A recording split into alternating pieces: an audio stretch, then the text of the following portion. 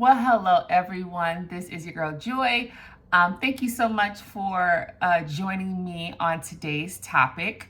I think it's a very interesting one. Y'all gonna have to forgive me if I look a little tired. I just got back from Tokyo last Tuesday, and I was there on a 6-day trip. And unfortunately, 6 days is not enough for your body to adjust to the 14-hour time difference from this time. I'm in Eastern Standard Time. And so when I got there, my body with my sleep clock was thrown off. And then when I came back last Tuesday, my sleep clock has just not been the same. And so I honestly just woke up from a nap. But I felt the need to get on here and talk today about something that I see going on, especially with something that we queens are doing that I feel is hindering us in our lives because of the spirit that we're operating in. I know there's a movie that's coming out. Let me see. It's called Mea Culpa. I don't know. It's called Mea Culpa by Tyler Perry. And first of all, if y'all already know about Tyler Perry movies, the man says that he feels that God inspired him to do these movies, and that's a bold-faced lie, because a lot of those movies involve a lot of sexual immorality, a lot of temptation, a lot of different types of spirits that are not. How in the world you gonna say any of that is God-given? So I'm gonna just, first of all, that's just that. See, I honestly, y'all, I never had a thing for Tyler Perry. No disrespect to Tyler Perry, but I just never connected with him and his movies. I didn't like the fact that he dressed up as a woman. That didn't sit right with me. Things like that don't sit right with me. But I remember him saying, and I know he's very highly praised in the Black community, and I remember him saying that, you know, it was God who inspired him to do these movies. It's God who's leading him to do these things. And any discerning person can see that God is not in the midst of none of that. But anyway, he came out with another movie with Kelly Rowland. Now, I like Kelly Rowland. I don't listen to her music nowadays. I don't listen to a lot of secular music nowadays, but I like her vibe. Like, she has a very sweet vibe. I'm not gonna lie and say that I wasn't a little disappointed in the fact that, you know, she's getting a little hot and heavy up in this movie with, what's his name? Trevante Rhodes. You know, especially as a married woman, I'm like, okay, I know that this is a married woman. And, you know, let me tell you, that industry is, when it comes to, I don't know how married couples survive in that industry. I really don't.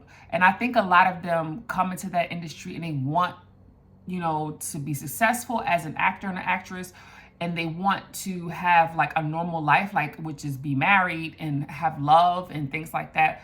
But in that industry, honey, you be lucky if you come out with your soul in that industry. And so when I saw that movie, though I appreciate and I like Kelly Rowland, I was a little disappointed. And I'm like, Kelly, honey child, the price of fame and the price of elevating in the entertainment industry is truly, it's disheartening. It's really disheartening. And you really do got to sell your soul to advance and to move up. And I do see her moving up and I do see her advancing, but I also see little pieces of her soul being compromised. And that's the sad part for me, especially because I know she's married and she has a family, she's a wife, she's a mother, and things like that. So, but anyway, that's not the reason or the topic that I want to talk about today. What I want to talk about today is there was a type of like clip that's going around. I think I saw it on Facebook or YouTube. I want to say Facebook. And in the clip, they're promoting the movie. Obviously, Kelly Rowland and Trevante Rhodes are promoting the movie, but they had to do like these little weird clips to like promote and stuff like that. And one of these clips is like this painting one where they have to blindfold each other and then direct the other one to paint a word from the movie. And first of all, what Kelly Rowland had on, her butt cheeks were showing. I'm like, what? hold on. And let me tell you, I'm the type of person, if I'm like scrolling, which I need to be careful of that anyway, but if I'm scrolling and I see something and like some thought comes to my mind, I always want to know if someone else is thinking the same thing. I don't know if you guys are like that, but I'm always want to know, is somebody thinking what I'm thinking? So then I go into the comments and I'm like scrolling and looking. When I saw her butt, I'm like, what? Why she got her butt out? Now she looked good for her age. I think she said she's either 42 or 43. I want to say she said she's 42 on an interview. And as a 42-year-old woman, I say she looks darn good. You know what I mean? For her age. She is aging gracefully. But I don't know why she had that outfit on with the man standing next to a man and doing a type of intimate clip with this man who's not her husband. And so that kind of like concerned me. So here I go, I'm looking in the comments like, I wonder if somebody else is thinking the same thing. And then as I'm scrolling, yes, there were some people that said, what does she have on? Other people say, oh, she looked good.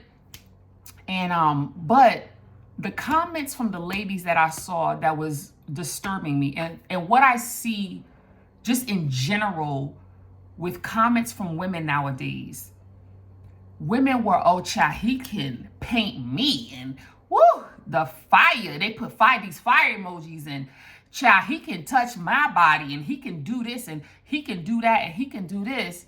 And I really just started thinking about those comments, and I'm like, sis, what do you think you look like? How do you think you're portraying yourself when you speak these comments in these types of clips, or even when you go on, sometimes when you read the comments in men's pictures or posts or comment section, and you see these women acting thirsty and desperate, and I'm like, what in the world is going on? And I'm confused, because it's like, you know, y'all, when we think about the past and we think about how society was, let's say in our parents' generation, and even maybe in our grandparents' generation, those type of behaviors were almost always relegated to the loose woman. It was the loose woman, which was a few out of the whole. So like, for instance, my mom grew up in a town, right? And you're always going to have loose girls in the town, right? But it's not going to be the majority of the women in the town. The majority of the women in the town are going to be modest. They're going to be women of integrity. They're going to be women that keep themselves, whether it be in their language and the way they dress and the way they carry themselves. But then you'll have that other class of women called the loose women. And they were always far few in between. But now I feel like our society has indoctrinated our women to believe that true femininity is in how free you can express yourself, all the like the desires that you have, and all the lustful thoughts and the lustful perceptions and mindsets that you have, that is free to just tell the whole world. And that's not femininity. That's actually an example, a prime example of what the Bible calls a loose woman. And let me tell you what I did. I went on Google and I said, let me search the difference between a godly woman and a worldly woman. And I will post this link to this little chart that they have about the difference. And they actually call it the virtuous woman versus the voluptuous woman. And something about that kind of struck me as, interesting. Why do they call her, why did they say the voluptuous woman? And if you notice, the women in our culture nowadays, how are their body types? The body type that we're promoting in culture nowadays is a voluptuous body type. It's huge breasts, tiny waist, and a huge hips and butt. And I find that interesting because y'all, now for the worldly women, let them do what they're gonna do, right? You have two classes of women. You have the worldly women and you have the women of God, or the women who say that they are godly women.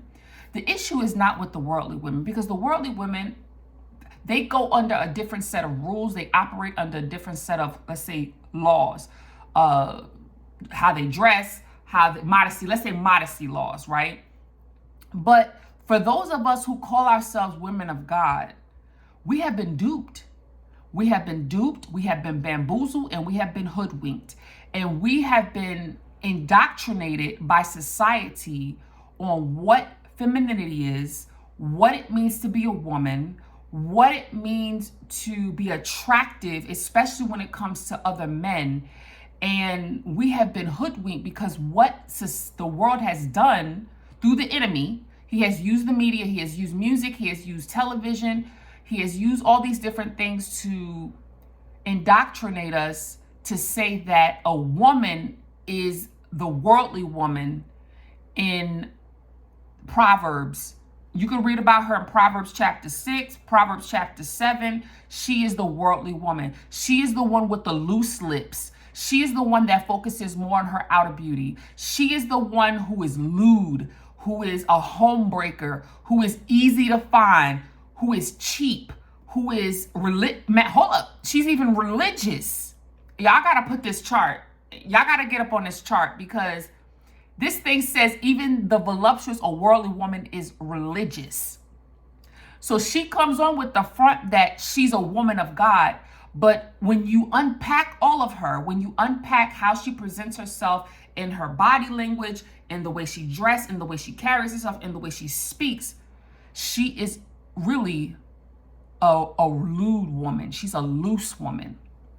And it's sad because, like I said before, this was just my mom's generation, the loose woman wasn't everywhere. Yeah, women might have had their feelings and they might have had their desires, but you kept that to yourself. It was something that you kept to yourself. And for the most part, you kind of stayed in line of integrity, on the lines of integrity, modesty, and just presenting yourself in a way that was worthy of like just being a wife. And there was those loose women, but they were far few and in between. And now when we look in today's society, when we have the movement of feminism, when we have the movement of just be free and be yourself and all this and the third, every woman is a loose woman now. And we don't realize it will cost us because we think that's what men want. We think that's what men are going to pick when it comes to actually choosing a wife. And let me be very clear, and men, help me out in the comment section about what you guys desire when it comes to a wife. Because on one hand, we want to be lewd, we want to be loose, we want to be just out there, and we want to say whatever's on our mind, and we want to dress however we want to dress. But on the flip side, we want a husband, and we want a man to respect us, and we want a man to look at us as a virtuous woman. And we have to understand that men, in their design, when God designed men, he designed them to be drawn to, when it's time for marriage and it's time to look for a woman of virtue and a godly woman and a woman, when it's time to look for that wife, he's not looking for the lewd woman. And let me tell you how we've been fooled too, because some of you may say, no, Joy, hold on now, because all these women on these reality shows are getting married.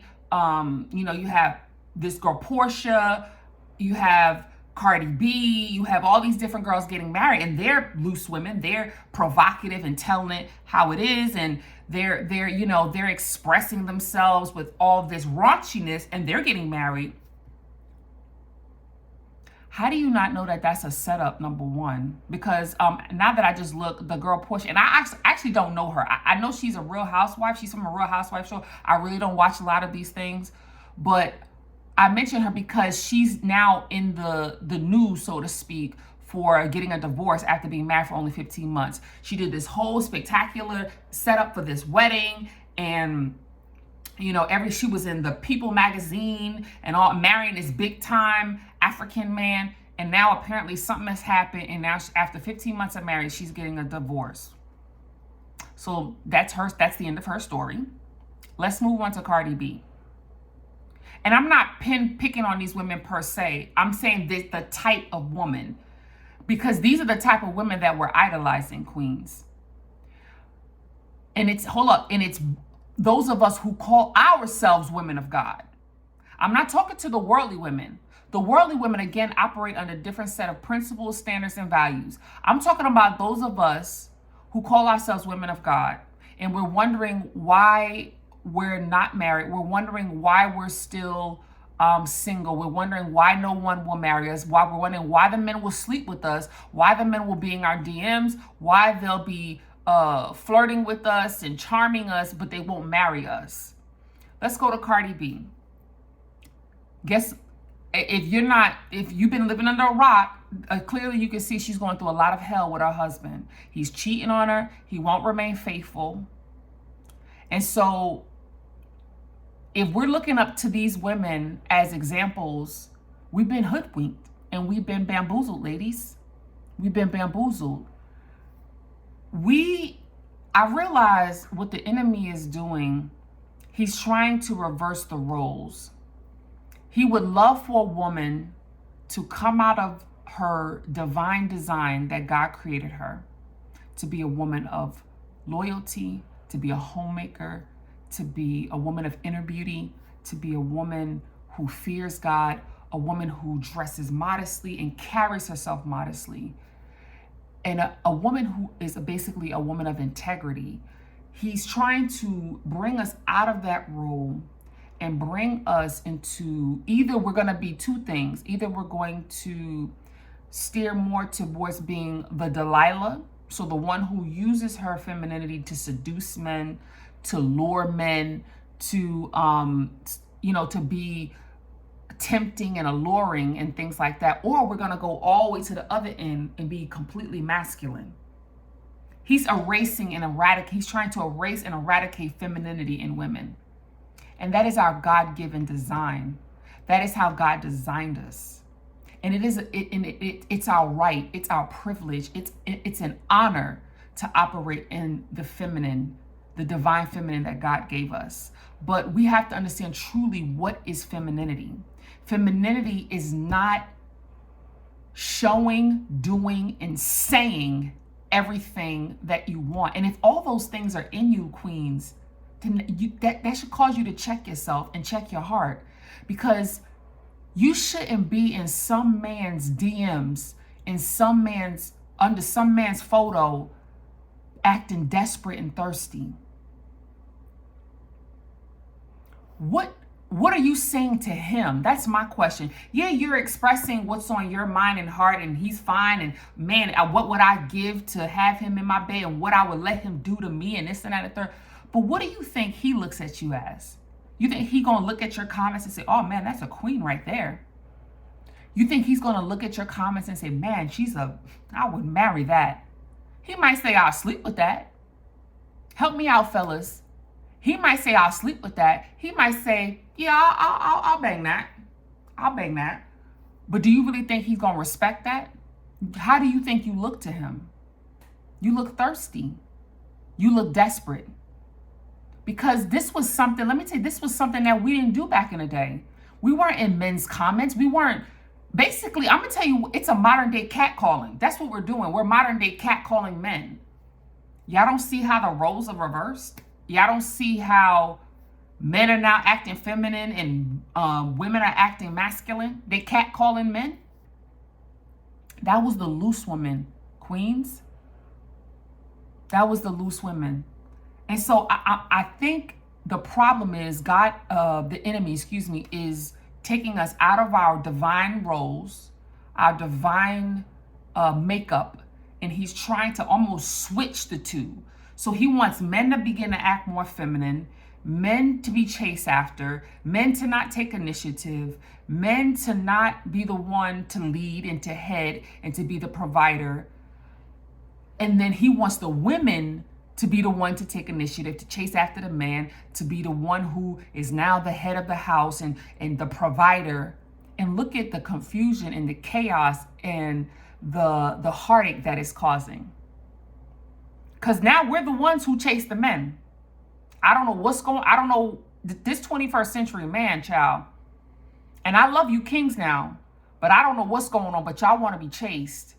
And let me tell you, even when I was in the world, that wasn't. No, I wasn't chasing nobody. I wasn't chasing nobody then, and I'm not chasing nobody now. Because it's not, at the end of the day, the kings are not going to really respect it.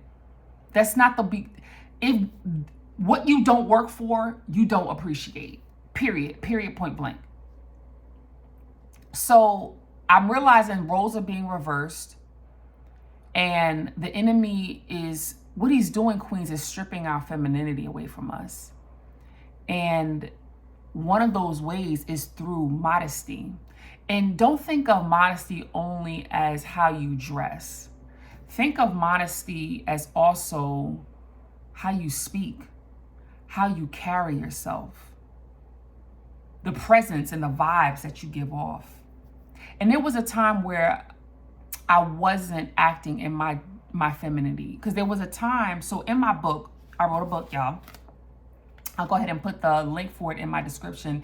It's a story about my life and about the lessons that God has taught me in my life, about 8 main lessons that God has taught me in my life, among the many lessons that God has taught me. But I present 8 lessons, and I believe it's in chapter 4. The chapter's called, let me see here. The chapter's called "A Woman Who Fears the Lord Shall Be Praised." In that chapter, I talk about how society indoctrinated me on what a woman was, and how to use my femininity as a weapon instead of a blessing. And so I was using my femininity to lure and seduce men. I was, the people that I was looking, little Kims I was looking up to, and the Dina Howards. Remember, y'all, some of y'all don't know about them people. Well, some of y'all do, but some of y'all don't know about the Dina Howards. These were the women that we looked up to that taught us, be sexually free, child. I could be a freak until the day, until the dawn. You know what I mean? Like, look. And these were the women that we were looking up to. And we were in the clubs freaking and, doing the things that, that we thought this is what being free, a free woman was about. And little did I know that these things only hindered me, especially in my relationship. I also operated in some masculine tendencies, being very argumentative, being very aggressive, speaking disrespectfully when I was married to my husband. And I saw that in turn, he would act out in passive aggressive ways, because he wasn't a real aggressive person. My ex-husband, he was more kind of laid back, but how he would respond or react is in passive aggressive ways. And I realized it was only hindering my marriage. It was hindering my marriage. And I have to, when it comes to why we didn't work out, one of those things I had to look at was myself and how I was carrying myself as a woman. Was I truly operating in my divine femininity? And I wasn't. I wasn't. I wasn't like,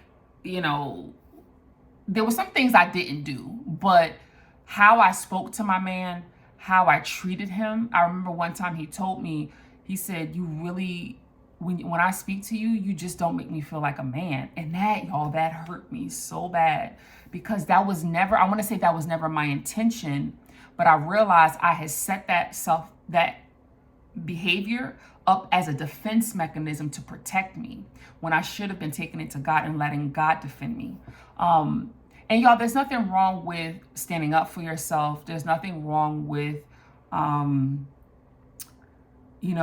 standing your ground and things like that. But there's always a way that we do it. We still can do that while operating in our femininity. And that's what I wasn't doing. And so I say all this to say, ladies, especially, here's the thing. This is especially for those of us who call ourselves women of God. This is for those of us who want to be married someday. We're wondering what is going on. We're wondering, why are men chasing after us? Well, they're not chasing after us, but like they're in our DMs. They're, saying these charming words, but they don't want to marry us. They don't want to, they don't think we're worthy enough to be a wife. This is what I'm talking about. The world has stripped our glory. It's really our crown from us. And it has gave us the rags of a loose woman, the rags of a prostitute, the rags of a voluptuous woman. And, you know, yes, the men, when you give off all this sexuality and things like that, yes, the men will bite the hook, but they won't keep the fish, if you understand what I'm saying. They won't, it's still not something that they will ultimately respect. We have to separate the difference between I'll sleep with you versus I will marry you and commit my life to you and be responsible for you as a husband. There's a difference. And we keep thinking that if he wants my body, then I win. Honey, you don't win if he wants your body. You win if he wants your heart, your mind, your soul, and the responsibility of being a husband to you. That's how we win. And myself, I had to get to the place, even as a woman of God, I had to get to a place where God had to really strip away a lot of the misconceptions and the lies that I had about what it meant to be feminine. Because even when I came into Christ and started to kind of change my life and God started to rearrange my life, there are some times where I still was operating in Jezebelish and Delilish ways. And I talk about that in my book as well. And God had to really start purging me from these false and these idolatrous images that have been set up about women. Femininity, y'all, is so much more than our bodies. It's so much more than our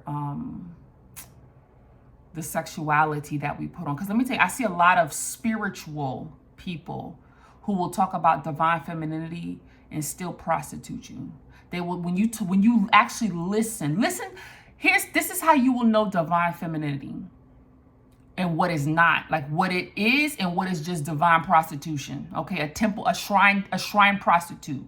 So let me say this. This is the difference, because you have some people out here who call themselves spiritual and they'll say the term divine femininity. We've all heard it. We've all seen the videos.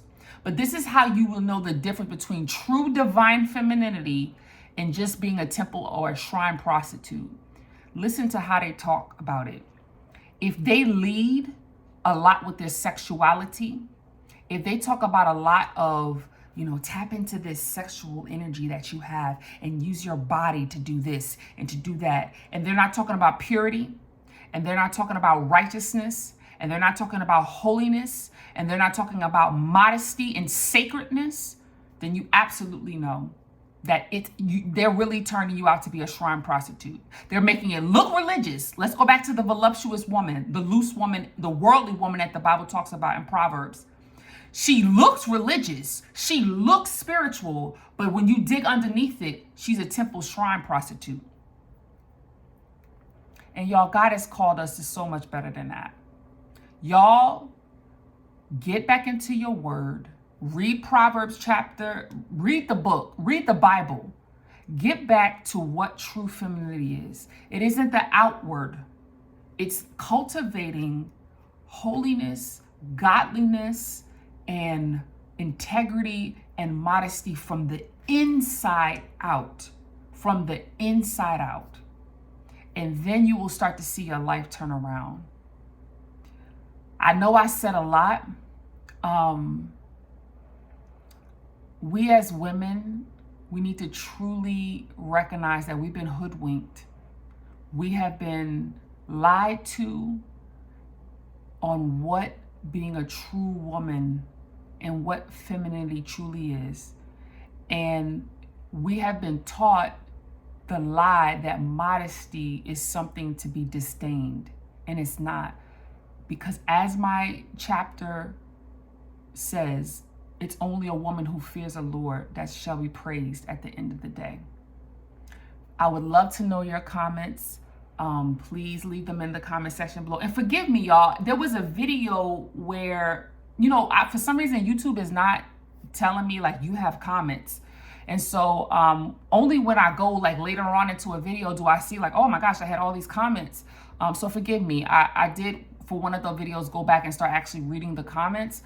But I'll try to be more proactive when it comes to looking in the comment section, because for some reason YouTube is not letting me know about anything. But be blessed on today. I love you. Let me tell you, you are beautiful. You are worthy, but you have to throw away the trash that you've been fed about what divine femininity is and what it truly means to be a woman. And you have to go back to the drawing board of how God created a woman. And you have to go from there. Ask God to remove all the trash, all the rubbish out of you that is keeping you hindered from being blessed in life, whether it be in your love life, your career, your health, whatever that area is. You need to ask God to remove the trash and to input the treasure, so that we can start being blessed and that we can start having true families, building legacies that we need to build. Excuse me. Love you, and I'll talk to you soon. Bye.